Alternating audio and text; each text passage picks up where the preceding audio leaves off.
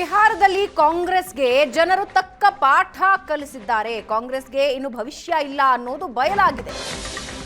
ಬೆಂಗಳೂರಲ್ಲಿ ವಿಪಕ್ಷ ನಾಯಕ ಆರ್ ಅಶೋಕ್ ಹೇಳಿಕೆ ಇದು. ಬಿಹಾರದಲ್ಲಿ ರಾಹುಲ್ ವೋಟ್ ಚೋರಿ ಕ್ಯಾಂಪೇನ್ ಮಾಡಿದ್ರು.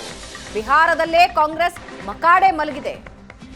ಕಾಂಗ್ರೆಸ್ಗೆ ಬಿಹಾರದ ಜನ ತಕ್ಕ ಉತ್ತರ ಕೊಟ್ಟಿದ್ದಾರೆ ಅಂತ ಶೋಭಾ ಕರಂದ್ಲಾಜೆ ಕೂಡ ಹೇಳಿದ್ದಾರೆ.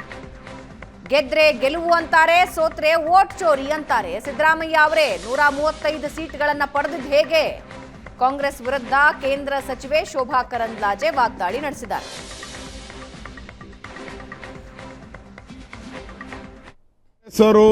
ಎಲ್ಲೆಲ್ಲಿ ಸೋಲನ್ನ ಕಾಣ್ತಾರೆ, ಆ ಸೋಲಲ್ಲೆಲ್ಲ ಅವರು ಮತಚೋರಿಯನ್ನ ಕಾಣ್ತಾರೆ. ಮತ್ತೆ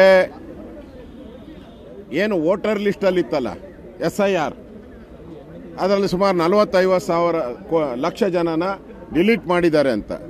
ಹೌದು, ಯಾರ್ಯಾರ್ದು ಡಬಲ್ ಹೆಸರಿತ್ತು, ಯಾರ್ಯಾರು ಸತ್ತೋಗಿದ್ದಾರೆ, ಯಾರ್ಯಾರು ಪಾಕಿಸ್ತಾನದವ್ರು ಬಂದಿದ್ದಾರೆ, ಯಾರ್ಯಾರು ಬಾಂಗ್ಲಾದೇಶದವ್ರು, ಅವರೆಲ್ಲರದು ಡಿಲೀಟ್ ಆಗಿದೆ. ಇದರಲ್ಲಿ ತಪ್ಪೇನು?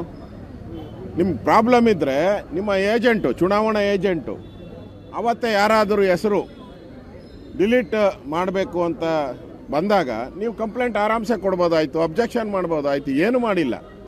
ಈಗ SIR ಸರಿ ಇಲ್ಲ, ವೋಟ್ ಚೋರಿ ಆಗಿದೆ, ಎಲೆಕ್ಟ್ರಾನಿಕ್ ಮಿಷಿನ್ನೇ ಸರಿ ಇಲ್ಲ ಅಂತ ಹೇಳಿದ್ರೆ ಸೋತ್ ಮೇಲೆ ಹೇಳೋದ್ರ ಬದಲು ಮುಂಚೆನೇ ಶುರು ಮಾಡ್ಕೊಳ್ಳಿ. ಮಕಾಡೆ ಮಲಗ್ಬಿಟ್ಟಿದ್ದೀರಾ. ಬಿಹಾರ್ ಎಲೆಕ್ಷನ್ ಆದಮೇಲೆ ದೇಶದಲ್ಲಿ ಕಾಂಗ್ರೆಸ್ ಮಕಾಡೆ ಮಲಗ್ಬಿಟ್ಟಿದೆ. ಇನ್ನೇನು ಅವ್ರಿಗೆ ಉಳಿದಿಲ್ಲ. ಇನ್ನಿರೋದು 2 ವರ್ಷ ಕರ್ನಾಟಕದಲ್ಲಿ. ಅಷ್ಟರಲ್ಲಿ ಏನು ಕೌರ್ಗಂಬೇಕು ಎಲ್ಲ ಕೌರ್ಗಂಬಿಡ್ರಿ.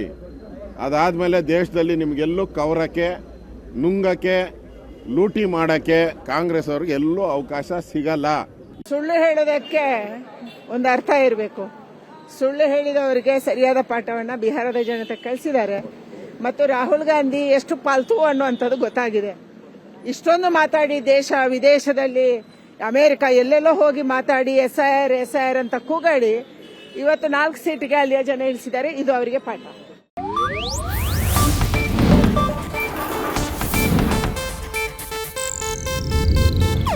ಇದು ಏಷ್ಯಾನೆಟ್ ನ್ಯೂಸ್ ನೆಟ್ವರ್ಕ್ ಪ್ರಸ್ತುತಿ.